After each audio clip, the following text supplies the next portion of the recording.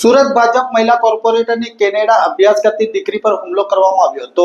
કોંગ્રેસના પૂર્વ કોર્પોરેટરના પુત્રએ ધમકી આપ્યાના આરોપ સાથે સુરત સાયબર ક્રાઇમ સેલમાં ફરિયાદ નોંધાવવા પામી હતી।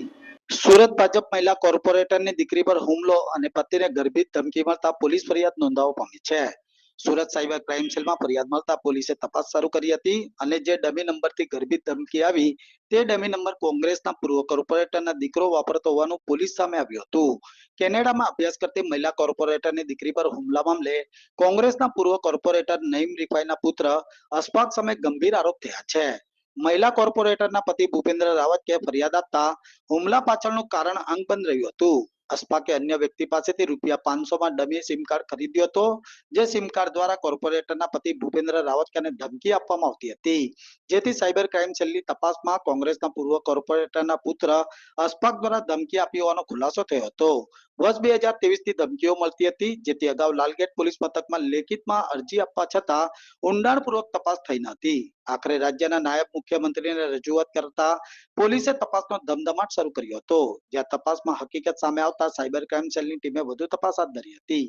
મારું નામ ભૂપેન્દ્રભાઈ રાવત કા શું ફરિયાદ નોંધાવી તમે સાયબર ક્રાઇમ પોલીસમાં? મેં તો અગાઉ મેં 2 વખત આ વખતે લાલગેટ પોલીસ સ્ટેશનમાં અને આપણે મહેરબાન પોલીસ કમિશનર સાહેબશ્રીને ફરિયાદ કરી હતી અને એ વખતે મારી 2 અરજી દફતર થઈ ગઈ અને ત્યાર પછી મારી દીકરી પર કેનેડામાં ભણતી હતી તેના પર હુમલા થયા અને તે બાબતે મેં ઉપમુખ્યમંત્રી શ્રી હર્ષભાઈ સંઘવીજીને વાત કરી હતી અને એમને રજૂઆત કરી હતી અને તેમની રજૂઆતના આધારે તેમણે મહેરબાન પોલીસ કમિશનરશ્રીને સૂચના આપી અને અઠવાડિયામાં એમણે મને જે નંબર પર ધમકી આપવામાં આવતી એના નામે તો તેને પોલીસ પકડી લાવી અને એણે કીધું કે આ ₹500 આ નંબર મેં બીજા બિલ્ડરને વાપરવા આપ્યો હતો અને એના આધારે એ બિલ્ડર પાસે સાયબરવાળા પહોંચી ગયા હતા અને બિલ્ડરને લઈ આવી હતી। પણ જ્યારે મને ત્યાં બોલાવ્યો ત્યારે મેં જોયું કે કોંગ્રેસના પૂર્વ કોર્પોરેટરનો દીકરો અશફાક રિફાઈ હતો।